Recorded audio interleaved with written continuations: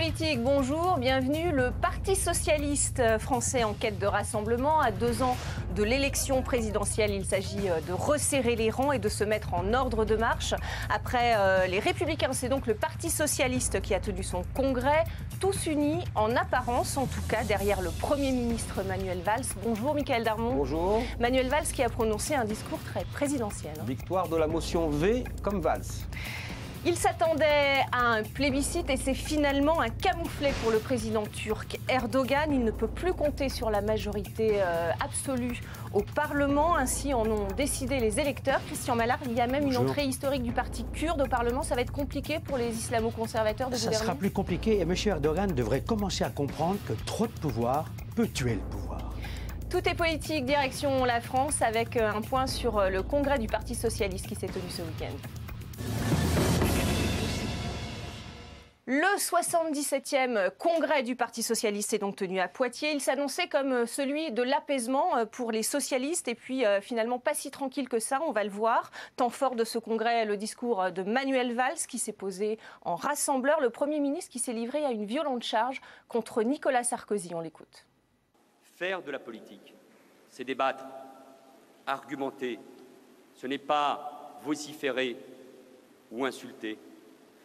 Par ses pratiques dans l'opposition, Nicolas Sarkozy est déjà un problème pour le pays. Un problème pour le pays. Un problème pour le pays. On voit la manière dont effectivement Nicolas Sarkozy devient le meilleur chauffeur de salle socialiste. Il suffit de prononcer son nom pour réveiller n'importe quel congrès assoupi ou quelle assemblée qui serait un peu distraite. Immédiatement, il galvanise. Pourquoi ? Parce qu'effectivement, on a bien compris que se mettent en place les rouages pour l'élection présidentielle. C'est ce qui s'est passé à Poitiers où le Congrès socialiste a enterré le PS des courants, terminé, les Fabiusiens, les Rocardiens, les Jospini, c'est fini.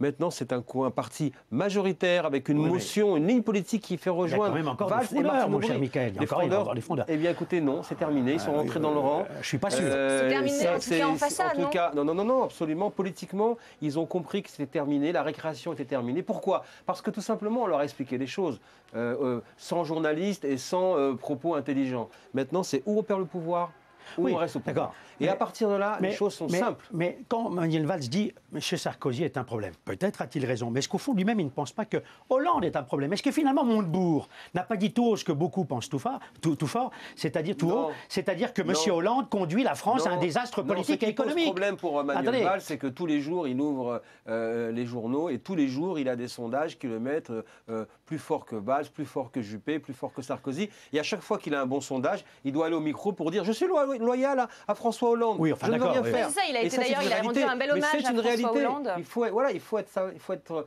effectivement conscient de cela. Manuel Valls ne fera rien contre François Hollande. C'est sûr. Et dans ce congrès, eh bien, il a siphonné complètement ce que pouvait faire le premier secrétaire Cambadélis, parce qu'il fait acclamer Hollande, il cogne sur Sarkozy et il défend sa politique, alors que c'était compliqué de la faire accepter par le Congrès. Mais en même temps, est-ce que Valls ne désire pas finalement qu'il y ait des primaires, puisque 78% des sympathisants socialistes veulent des primaires, qui pourraient peut-être le faire gagner. Il n'y aura pas de primaire. C'est pas possible avec François Hollande. Il n'y aura pas de primaire. Ce congrès était là pour également clore l'affaire des primaires. Il n'y aura pas de primaire, tout est fait pour désigner François Hollande, qui sera donc le candidat socialiste. Campagne présidentielle. Alors il y a eu un invité surprise dans ce congrès, vous l'avez dit, Arnaud Montebourg, qui a choisi le dernier jour pour publier sa tribune dans le JDD, une tribune très critique sur la politique du gouvernement. Oui, c'est dans le style Montebourg, c'est-à-dire le coup d'éclat permanent, mais sans aucun effet politique.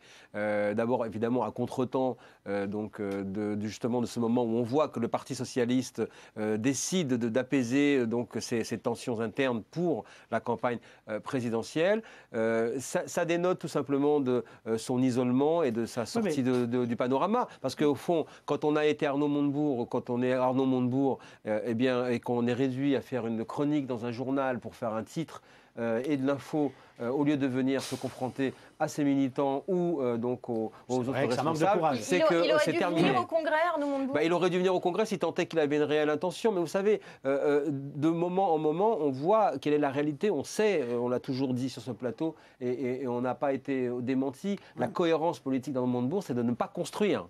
Il n'a jamais réussi à gagner un courant, il n'a jamais réussi à construire un parti, et on voit bien qu'aujourd'hui, il est hors politique. Là, finalement, il a quand même rallumé quelque part les divisions, mais en même temps... Certains frondeurs ont rallumé aucune division. Attendez, les frondeurs, quand même, sont toujours opposés à la politique sociale libérale de M. Valls et du gouvernement. Les frondeurs Ils ont ne veulent pas créé de cette un rapport politique de sociale force. libérale. Les frondeurs ont créé un rapport de force médiatique avec les chaînes d'infos.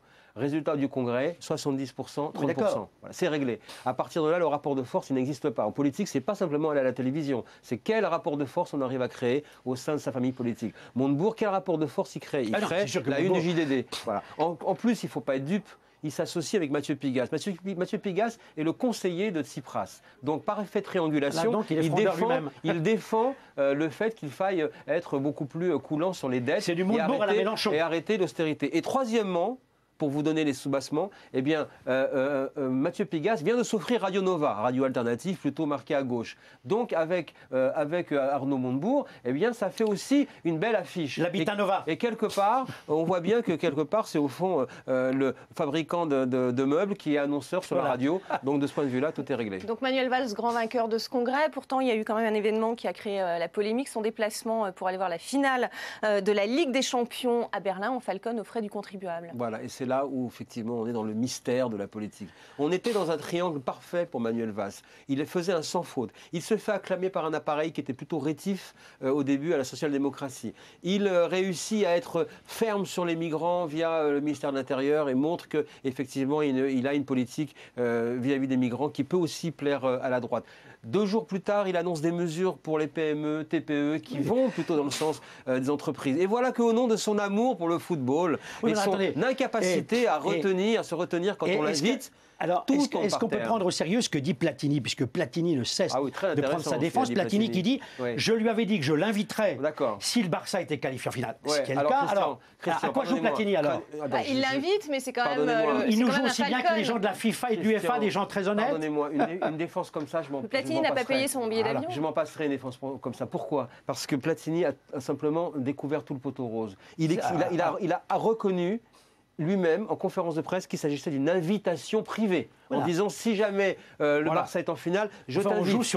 Emmanuel Valls a dit oui, effectivement, je viens. Et il raconte quoi encore Platini en conférence de presse, qu'il va un peu réfléchir avant de parler, quand il prétend défendre Valls. Il dit une semaine avant le match, le cabinet de Manuel Valls m'appelle pour savoir s'il peut me rencontrer. En clair, s'ils peuvent construire une rencontre officielle, parce que c'est ce qu'on appelle un contre-feu, sachant qu'il va y avoir un déplacement privé qui peut-être fera polémique, alors on organise une rencontre officielle. Donc, il avait quand même anticipé la polémique.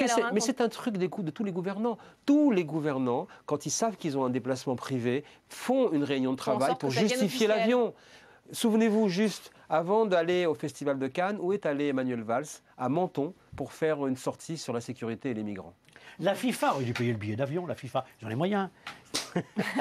On leur aurait peut-être reproché également. Donc on en vient au second débat à présent avec les élections législatives en Turquie et ce revers cinglant pour le président Erdogan.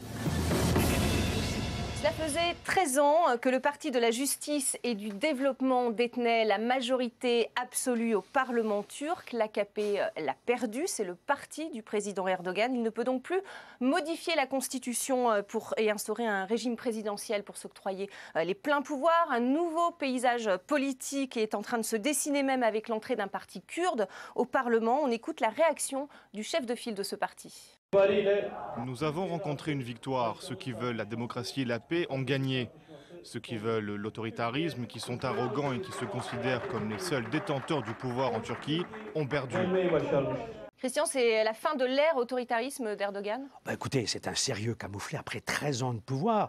Il a voulu faire, M. Erdogan, passer son pays d'un régime parlementaire à un régime présidentiel fort pour s'octroyer les pleins pouvoirs. Véritable dictature. Et d'ailleurs, je pense qu'il avait bien anticipé sur l'arrivée en puissance des Kurdes, du parti HDP, de Selahattin Demirtas, qui est le Tsipras, kurde, le Tsipras turc en même temps.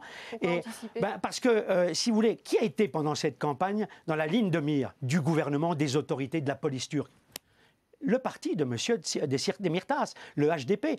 On a brûlé des permanences dans le sud-ouest où il y a beaucoup de Kurdes. Il y a eu 2 morts. On a attaqué un certain nombre d'offices représentants donc tout ce parti. Donc c'était bien l'ennemi désigné au départ. Mais visiblement, ça n'a pas fonctionné, puisque même des non-Kurdes ont voté pour ce parti kurde. Alors, ce qui est intéressant, c'est que jusqu'à présent, il faut voir que les Kurdes, dans leur ensemble, étaient très partagés dans l'électorat. Il y en avait une partie qui votait pour l'AKP et une partie pour le HDP de M. Demirtas.